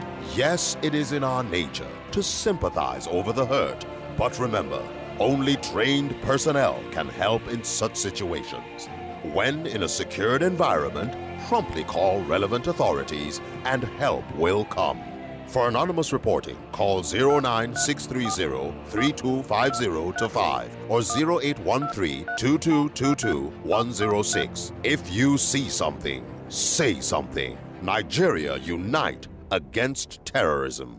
This message is brought to you by the Federal Ministry of Information and Culture. Dettol team is visiting schools to teach children how to protect themselves from diseases. Do you know how we get illnesses like diarrhea, cough, and cold? No. They are spread through germs which are everywhere. You collect germs that cause diseases. You pick up germs from any surface, like when you don't wash your hands after going to the toilet, while playing. And then you can get sick because of germs. That's why you need to fight germs to stay healthy by washing your hands and taking your bath with Dettol soap to protect from up to 100 illness-causing germs. Wash, wash, wash your hands. What you have to do is bath yourself. Dettol soap every day. Wash, wash, wash your hands. All right, thank you once again for staying tuned. You're watching Good Morning Nigeria, and we're looking at the issue of fake and substandard drugs in circulation in Nigeria. We have, of course, received a number of tweets. Let's quickly take some of them before we take on more questions from our guests. And, of course, not just products, drugs, but looking at fake and substandard or counterfeited products in circulation in Nigeria. Now, Dele Jack Solomon tweets, "It's a national tragedy that for every fast-selling genuine product circulating in Nigeria, counterfeiters would either pirate or produce something similar without regard for standards and specifications. Even imported products are not exempted. Too bad. These acts must stop now." All right, there's another one still from Dele Jack Solomon. It says regulatory agencies such as SON, Customs, CBN, and others working at the ports and borders must close ranks to thwart the antics of fraudulent businessmen who collude with foreigners to import low-quality products into the country just to make profit at the detriment of our people. Well, we have to speed up because we have a number of them. Mike Anyakwa tweets, "Faking has greatly eaten to the fabric of our society. It is a common thing for a trader to ask a customer whether he or she wants original or fake. Now, one begins to wonder how the fake products pass through our borders. We must all roll our sleeves and fight this monster together." Unsisong Udo tweets, "Federal agencies that are charged with stopping fake products, be it at the airport or land borders or seaports, should up their game technologically and intelligence gathering." And Michael Ndubisi tweets, "The issue of fake products importation in Nigeria has not been fully tackled enough due to the gradual falling for the temptations of bribery in agencies like Customs, SON, and so on," he tweets. And Suleiman Babagana has this tweet, "Regulatory agencies saddled with responsibility should be made independent to survey, sanction, and prosecute offenders." And Mogbolaho Babs, the CFR, tweets, "Bring back late Dora Akunyili because it seems her death ended the fight against fake drugs, which hallmarked our landscape for years." And Sunny Michael Amakoji, if we must overcome this menace, there is need for attitudinal change amongst Nigerians and also quarantine all the regulatory agencies. Again, Sunny Michael Omakoji tweets, whistleblowers should be encouraged to expose the perpetrators of this act, and those involved should not be shielded by the authority. This is Ibrahim Tudu tweets. He says, for 10 years now, we've been hearing 1,000 porous borders, border points. Now, the borders have not been shut down. The number has not been reduced, and we enjoy quoting the number just to make the point for illegal importation. And Festus Akimboyewa tweets, regulatory agencies should pay close attention to imports from some countries, he says, since the two countries have the notoriety of being major producers of world's counterfeit products. Victor Ohioswoma tweets, the menace of fake drugs, or fake products rather, is alarming. It's affecting our health. Regulatory authorities have failed to check this trend because of corruption. And customs, this is Ibrahim Tudo tweeting now, customs and immigration don't engage in public relations and sensitization. Now, standard organization is the worst, as you hardly see their offices or desk officers in states. We must engage CSOs, chambers of commerce, and professional volunteers. Above all, we must deploy sophisticated technology to checkmate the ugly trend before fake products kill us. Those are your tweets. We'd like to thank you. There are other tweets. There are other tweets here. There are two Kessie. others. This is from Odesh Samuel. Odesh Samuel tweets. Says the problem is with our regulators. They only go after revenue generation and forget the standard regulatory procedure. That's one. There's another one from Daniel there. Yes, it says Daniel Shido says, in Nigeria today, the greatest fear is not taking ill, but getting genuine drugs. Fake drugs everywhere. Yes, I think we like the, of course, legal services standards organization of Nigeria. That's the director's son, Umar, to respond to one of the tweets. If you want me to take it again, please. Yes, it's a tweet from Ibrahim Tudu, and he says standard organization is worse, as you hardly see their offices or desk officers in states. Thank you very much. I don't know the basis of the claim of Mala Ibrahim, because SON has offices in every state of the Federation. And beyond that, we've done a lot of sensitization, and we've provided toll-free numbers that can be reached. So I don't know how he came to that conclusion. Certainly. Okay, gentlemen. All right, Claire, there's another tweet that we would like the Acting Director General of NAFDAC to respond to. And that tweet is alleging that regulatory agencies, of which NAFDAC is one, are more interested in revenue generation. I recall we had a discussion on this program, it was about a year or more ago, and the point was made in passing that there appears to be more emphasis in granting approvals and issuing licenses or other permits, rather than in actually tracking down the producers of this, which is why, for instance, the first thing you would see, as I'm sure the CPC CEO will speak to this, everybody, virtually everybody, flaunts a product with NAFDAC number. So, according to the tweet, are you more interested in revenue generation? When will you leave the realm of revenue generation and focus now solely or exclusively, which is the same thing right now, on dealing with quality of products that are put out there in the market? Thank you so much. We do not focus solely or exclusively on revenue generation. It is just in the process of enforcing the standards that we might have to generate revenue. And again, our going into the market to mop up, our sensitization programs that we conduct, they are not revenue generating, rather we spend money. So we are not focusing on revenue generation, it's just in the process of enforcing the standards that somehow revenue could come in. In recent time also, in order to key into the ease of doing business, we know we've slashed even the revenue that we ought to be getting on all these macro, small, medium enterprises by 50%. So it's quite out of order to say that we are focusing on revenue generation. All right. All right, let's bring in CSP Jimo here. One of the tweets made reference to late Dora Akunyili's, of course, very, very laudable, significant, records in the fight against fake and counterfeited products, particularly drugs. Now, everyone knows, of course, some areas in this country that are very, very notorious for fabricating, fake products and fake drugs. And again, during Dora's time, she made it very, very difficult for peddlers to, engage in that. We are wondering why the police is not, confronting those people head on, aside from the usual, in and out raids that you conduct. Thank you so much. I think we are doing beyond that because, like I want to emphasize rather, arrest, detention, the beginning of imprisonment, if you agree with me. And we have police formation spread across the nook and cranny of this country. And that's why there's need for more understanding and synergy with all the agencies that are responsible, from NAFDAC to SON to Consumer Protection Council and the others. You go beyond police officers are being given reflective jacket of such agency to wear. And actually the Inspector General of Police, IGP Ibrahim Putu Idris MPM, management are front at this. The Nigerian police uniform is supreme to any other uniform. So there's a need to enforce more. And in this regard, I'll try to make one or 2 points.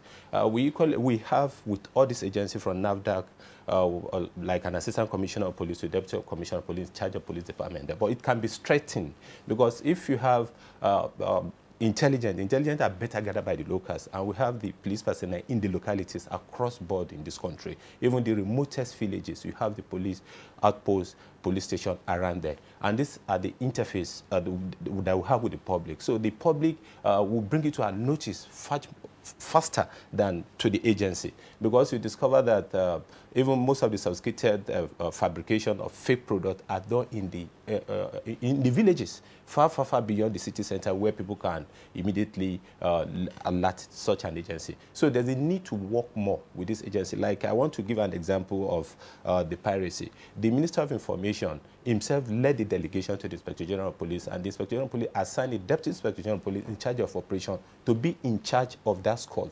And as we speak, we have that squad created across the state of the Federation, enforcing the law against piracy, because piracy is equally part of the thing we're supposed to watch out for. When you are talking of local content, when you are talking of people, production at home, and the ease of doing business in Nigeria, you have to still consider the need not to allow influx of fake and substandard products into the country under this guide. So, I would like you very quickly, CSP Jimo, I would like you to speak to the absence, well, not absence, but the point I was talking about, intelligence gathering. I mean, if somebody is faking a product or producing some counterfeit product, that's an illegal activity.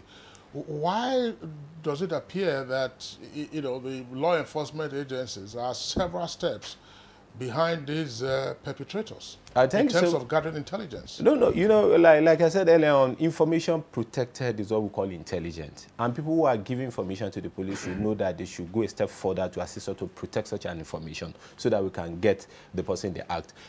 There's no doubt that we are working with the agency that are seated there, their civil executive officers are here, but there's a need to broaden the base of synergy in working with each other. Police officers and men should not only be used for issue of protecting them or when they need to go on patrol to make arrests. If you cannot arrest a suspect, for example, you can start investigation.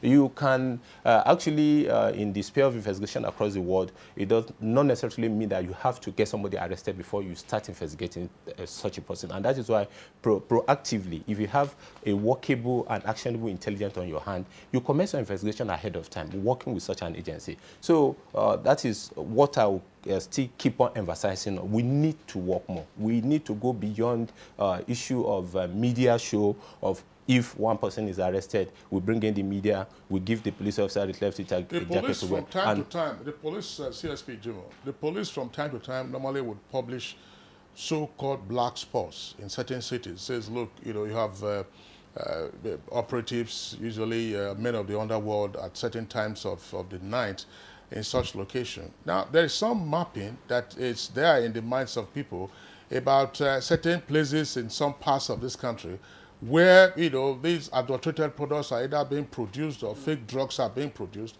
And the law enforcement agencies would appear not to be on top of their game in such locations? What is wrong? No, I didn't want to agree with this on this. We do crime profiling. We profile our suspect. But like I start during the first involvement when you call on me, you see, we recycle suspects in this country. And that's to tell you there's a lot of things that needed to be done between the police, the judiciary, and equally the prison service. Because you discover that people are taken to court, they are convicted, and they still get back to the society, and they continue their nefarious activities. In other climes of the world, faking product that can lead to assad and death of innocent people are capital offenses. So the agency here can jointly approach the National Assembly to ensure that offenses that have to relate with the issue of faking product, more especially food and drugs, are capital in nature. And this will go a long way to deter who will be offender in this regard. But if you don't make it a capital offense, then we have not, we won't get to the desired point. Okay, CSP Jimo, let's pause you for a while. I'm bringing Professor Felicia Moye in Lagos. She is a consumer rights advocate. And Prof, I want to believe, because if we're saying we have a preponderance of market outlets in different parts of the country, you are aware of some of these outlets and producers as well.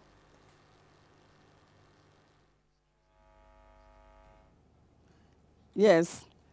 In fact, when you talk about market outlets, everywhere you have the cities, you have the towns, you have the villages. And everywhere in this country, you find fake drugs. I don't want to go into the controversy of percentage, because if you go into that, then there won't be any end to that. Of course, when you look at the disparity between 3.6% and, of course, the 70%, I'm not saying I believe that. And in fact, when we are quoting percentages or when we are quoting figures, we should base our figures on evidence-based research. You don't just wake up one day and begin to quote figures. But the fact remains that fake drugs are everywhere in this country. But one problem that I've noticed as a consumer advocate is that consumers are not taken into account. You have to bring consumers in because consumers are the beneficiaries of all the activities of the agencies.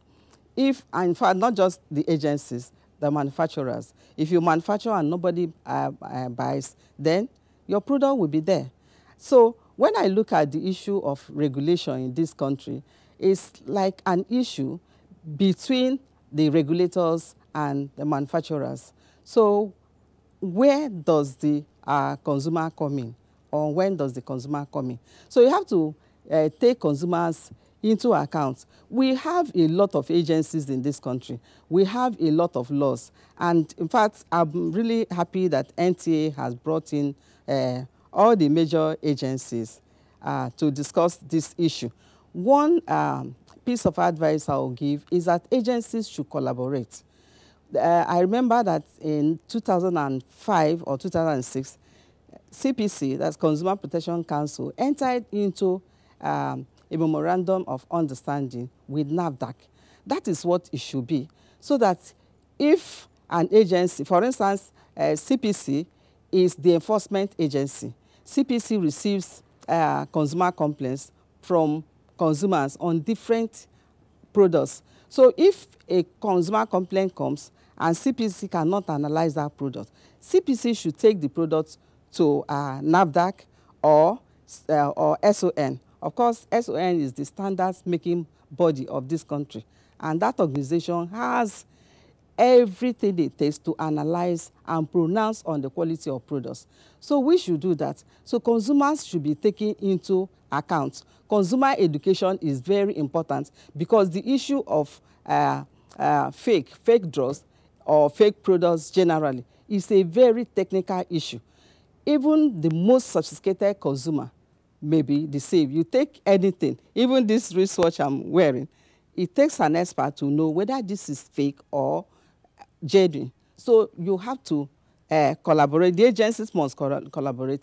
Consumers must also be taken into account. And agencies should spread out their enforcement networks to villages, to towns.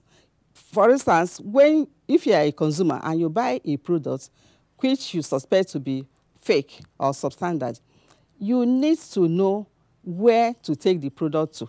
You must have some cost-effective channels of redress so that when you take the product there, the agency will analyze and make a pronouncement and maybe give you the required relief. But if you report one and you fail to get the desired response, you will not be encouraged to report again. And not only that, if you are in the village, you are in a town where there's no presence of any of these agencies, who do you report to?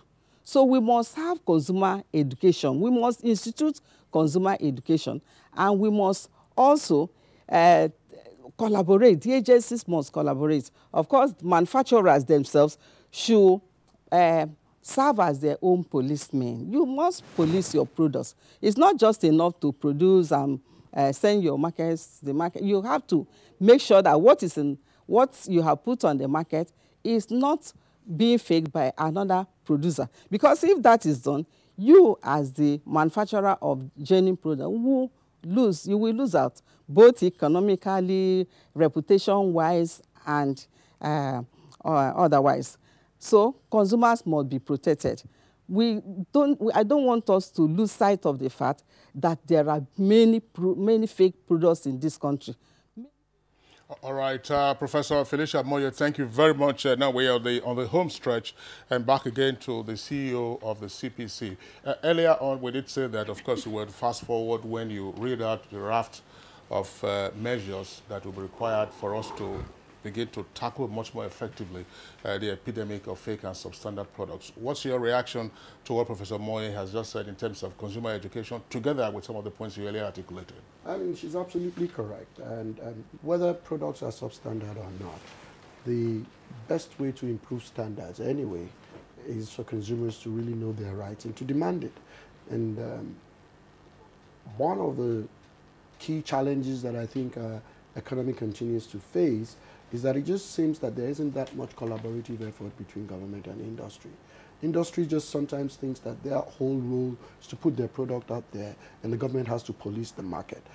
For instance, with respect to consumer education, how much education can the government do compared to a product manufacturer who's done an incredible amount of research and development with respect to their product, with respect to messaging, and has opened all kinds of channels to communicate with the consumers. And so that partnership is important.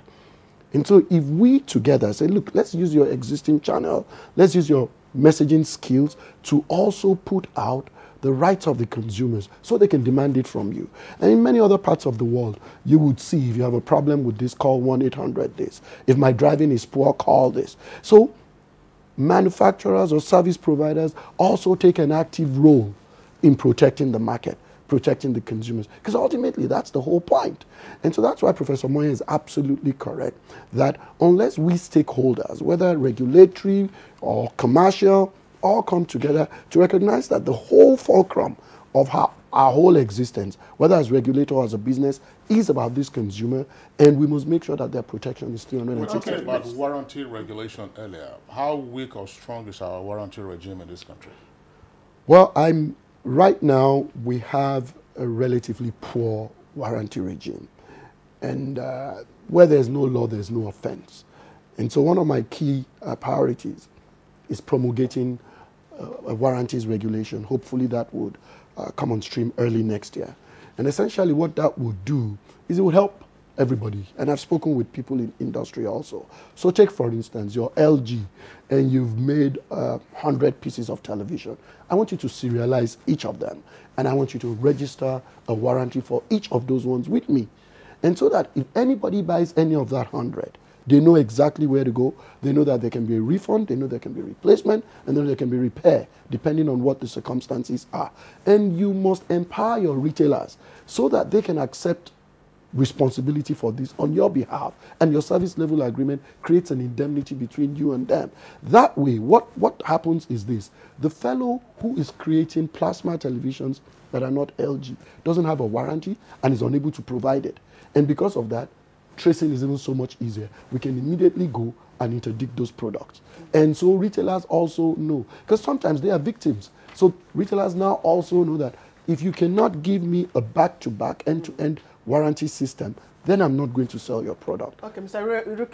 Rukera, I'll just pause you a while and take, of course, my final question to Dr. Oke Akpan in Lagos. Dr. Oke, I just want you to briefly, of course, prefer solution. I know that some time back, we introduced some measures, like the fake drugs detection machine. We also had the mobile authentication services where, of course, using your mobile, you can detect what drugs are fake and all that. But do we have a fake drug recall mechanism in addition? And what more can you also suggest as a way, to streamline our strategies? Thank you very much.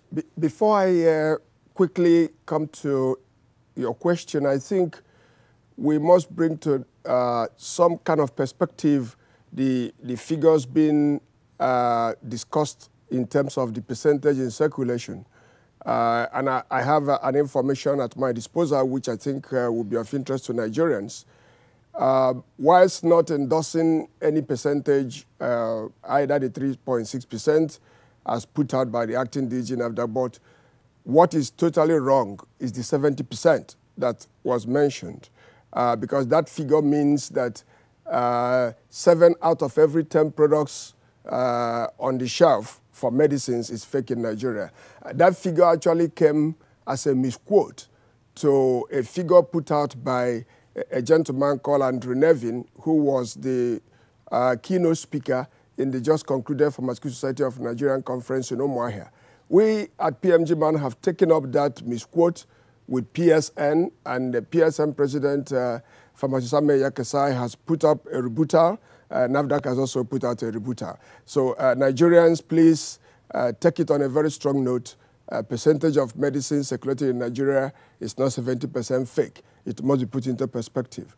Now to your question of the way forward and what we need to do. I will double down on the point I had made earlier to say that the key takeoff point, and it has been collaborated by Mr. Umar, the Director Legal from SON, is to make your products locally. The more of your products you make locally, the more control you have over it. And we have evidence. All the products that have been protected in Nigeria, pharmaceutically speaking, are the ones that exhibit the highest quality. They are also the ones with the best of price. So Nigerians must learn how to patronize what is made locally. Government must begin and continuously, like they are doing already, encourage local production. That is the only way. Every other thing you do will be chasing the shadow. The more we take in, the more risk we have. Let's produce locally, let's control locally, let's consume locally, and then let's begin to export. And that is what countries that are successful have done. They produce, they protect themselves, and they export, and they are prosperous. There's no other way. Thank you. Dr. Oke Akpan, thank you very much. Chairman, Pharmaceutical Manufacturers Group of the Manufacturers Association of Nigeria, MAN, as well as President, West Africa Pharmaceutical Manufacturers Association. We'd like to thank you for being part of our program this morning. We also like to appreciate Professor Felicia Moye, who is a consumer rights advocate, Professor of Law, University of Nigeria in Nsukka. Prof, thank you. All right, and back here, gentlemen, I'm surprised that we're discussing this matter. Nobody has been able to peg which area of this country that, fake drugs or fake products, are happening. Nobody, not even NAFDAC. But just a final word from you. Okay, the fake products, especially drugs are their food. They are in all areas, but they are more prevalent in some areas than the other. Yes, we're saying some areas. So we know for sure now some areas in Kano State and Kaduna especially they are volatile area. Of course, we know that in the southeast also is very, very serious area also. And of course, reasonably in Lagos, it's not limited to Dumota and the rest anymore in Lagos, but the pockets of it are nearly everywhere. All right, Acting Director General of NAFDAC, Mr. Ademola Mobojure, would like to appreciate your participation in our discussion this morning. Thank you. Thanks also to the Director of Legal Services of the Standards Organization of Nigeria, Umaru Kawu. Thank you for being with us. And the very Chief Executive Officer, CPC, that's the Consumer Protection Council, Mr. Babatunde Irukera. Thanks for being here with us. Thank you. And lastly, of course, the First Public Relations Officer, Chief Superintendent of Police, Jimoh Moshood. Always a delight having you on Good Morning Nigeria. Thank you for being here today. Thank you so much. All right, so that does it for our discussion segment. Let's quickly go on now to the Weather Center to check out the weather prospects for the rest of today. Welcome to the weather segment. I'm Adedonlu Adamlola. Let's take a look at our outlook. For Monday, we expect sun and hazy conditions from the north down to the central states, although places like Lokoja, Makurdi, Mabila Plateau should expect partly cloudy to sunny conditions. The southern cities should expect cloudy conditions with some sunshine intervals. And we expect the conditions over the entire country to remain the same throughout the forecast period, with the exception of the coast, where localized thunderstorms is anticipated in the afternoon hours. I'll leave you with the temperature details.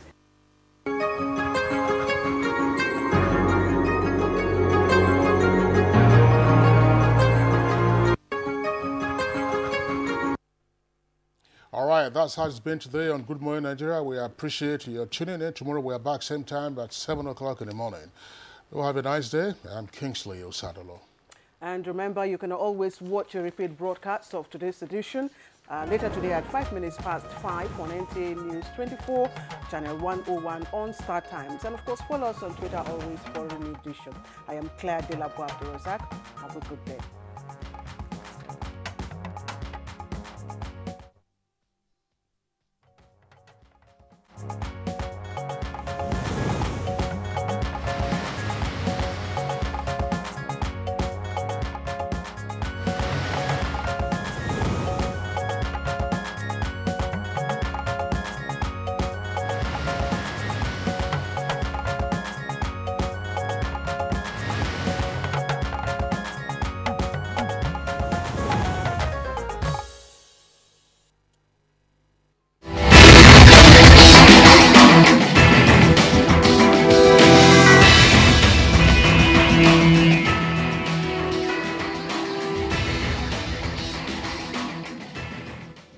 Imagine a station where you access information. Think of a station that creates awareness for national development. Imagine a station that prepares you for a bright and greater future. A station for all ages.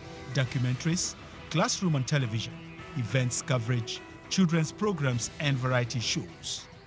Always stay tuned to NTA Knowledge on the Star Times platform, channel 359. For partnership, sponsorship and advert placements, contact us on NTA Knowledge. NTA Knowledge, learning to broaden horizon. UAC Unscripted. Hilarious. Go shorty, it's your birthday. Go shorty. Unscripted. Talk something, no. Talk something. Okay. UAC Unscripted. Nigeria's newest family fun. Showing on NTA Network, 8:30 p.m. every Monday. UAC Unscripted. Comedy uncensored.